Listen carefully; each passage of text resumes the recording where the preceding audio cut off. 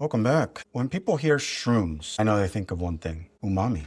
Am I right? The different types of mushrooms we have: Sameji, shiitake, lion's mane, king trumpet, hen of the woods, wood ear, and oyster. Jot down an inventory by weight, and then at the end, make a spreadsheet with the weight, empirical weight, then run a live search to find the median price per item. Then we're going to do a price comparison to what I actually paid. Do you have all my inventory now? So what's the verdict? The total estimated inventory value is approximately $29. If you have the exact amount you paid, we can compare that directly now. I paid for one bag, I paid $5. And for the other bag of extra fancy, I paid $10. So all of this was $15. And this is locally sourced, organic, and harvested within the last 5 days. So you invested $15 total. Given the median market value is around $29, you've essentially doubled your value.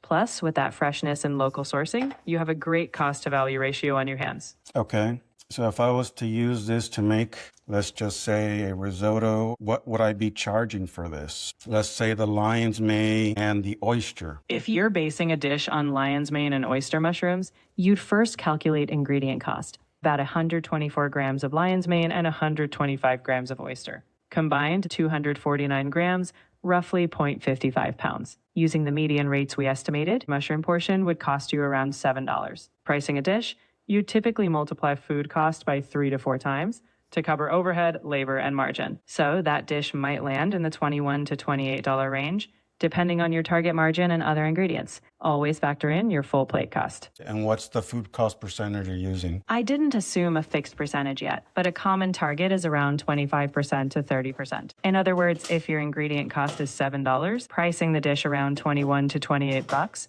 ensures you meet that range. We can fine-tune if you have a specific margin goal. So if I sold it for $28, that would cover my cost? Yes, for $28, you'd cover your roughly $7 mushroom cost and be right around a 25% food cost ratio. That leaves room to cover overhead, labor, and some profit margin. In other words, that pricing would be a solid, sustainable target. But the portion amounts, aren't they a little large? Couldn't I reduce them a bit and still charge the same price? You absolutely can. If you offer a refined portion, say half the amount of each mushroom, your food cost might go down to about $3.50. Keeping the price around $21 to $28 still works, but now your margin improves. It's all about balancing portion size with perceived value. Lion's mane is a rare find, isn't it? Lion's mane is indeed considered a specialty mushroom with a unique texture and flavor, so that can justify a premium. You're offering something rare, so you're not just pricing the weight, you're pricing the experience. In that sense, even with smaller portions, the rarity adds perceived value. So what is the flavor profile for lion's mane? Very light.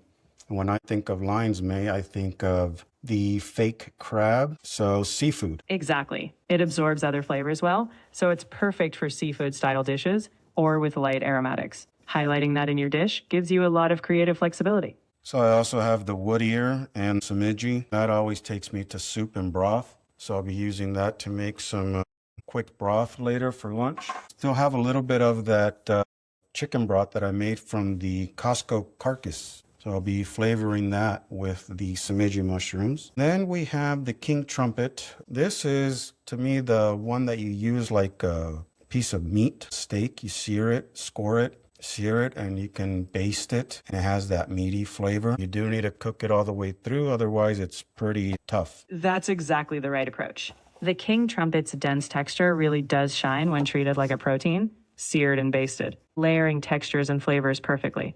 Mushrooms doing what they do best. Then we have shiitake with the stem on. So the stem is a little fibrous. I take it off and I use this to make either stock or broth. When I reheat the broth, I'm going to throw in the shiitake stems to give it a little bit more of that umami flavor. That's a great plan. Shiitake stems can be tough, but they're packed with flavor. Simmering them in your broth will release that deep umami. Okay, so now I have the oyster and the hen of the woods. What should I do with those? Oyster mushrooms are versatile. They saute quickly and develop a lovely mild flavor with crisp edges. Hen of the woods maitake have a richer earthy depth and roast or crisp up beautifully. You could roast both together for a side or topping, or fold them into a warm salad or pasta. What about for those that don't like mushrooms? How do you incorporate mushrooms into the food so they can't see it, but we utilize it to provide flavor, richness, as well as some additional nourishing elements like vitamins and minerals? The simplest approach is to finely mince or blend them. You can saute them down, then incorporate them into sauces, broths, or blended fillings. In a tomato sauce, soup, or even a meatball mix, mushrooms vanish visually but lend that savory umami and moisture. You'll get those nutrients, the richness, and no one will see them. Just a more flavorful dish. All right. Now, one question I always get is, how do you store mushrooms? What's your recommendation? Store them in a breathable environment, a paper bag or a cloth-lined container in the fridge. That way they don't trap moisture and get slimy. If you have delicate types, keep them in a single layer or loosely covered. And always use them within a few days if possible. The fresher they stay, the better the flavor and texture you'll get. So tell me, what are some of the simplest ways people at home can do money waste sabor with these type of mushrooms? Meaning, what's the most efficient way to utilize them, respect the ingredient, but also just make them very simple but flavorful? First, plan for cross-utilization. If you saute mushrooms for one dish, set aside some to blend into a soup base later. Second, store them properly so they last. No waste. Third, respect their texture. A click sear with minimal seasoning keeps flavor intact. Fourth, boost sabor by pairing with pantry staples, garlic, herbs, or a splash of soy. Finally, any leftover bits like stems go into a stock or sauce, so every gram has a job. Simple, delicious, and no waste.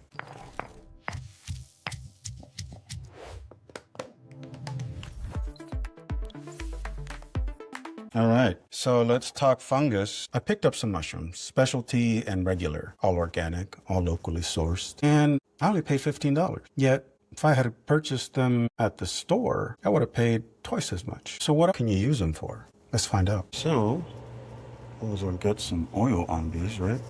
Trick here is to have them get some nice char. Sometimes you have to improvise. Remember the Costco carcass? It's the last of it. So the thing with mushrooms is they're full of water. And when you sear them at the beginning, it's your one opportunity to brown them as much as possible. And that's where you get your most flavor. Because after this, a lot of the liquid will start coming out, and then you just get soggy mushrooms. They won't crisp up. So always start the beginning and let them go. So now you start to see some of the water's coming out already, the moisture. After that, your mushrooms just get soggy. So if you're trying to get that brown side of it, that's got one shot essentially. Now for my broth, I'm just gonna brown up a little bit of the shiitake stems. Meanwhile, we have our trumpet mushroom. Looks like a little fish. Looks like chicken. Let the mushroom do all the talking. Yeah, simple, sweet, nutty, vegan, base, whatever you want to call it. Money, waste, sabor, nothing to it. Something out of nothing, remember? So next time you go out to eat, ask yourself, are they utilizing the money correct? I've done a sustainable kitchen where it's all about money, waste, sabor, and utilizing kitchen logic that actually makes sense. Cuídense.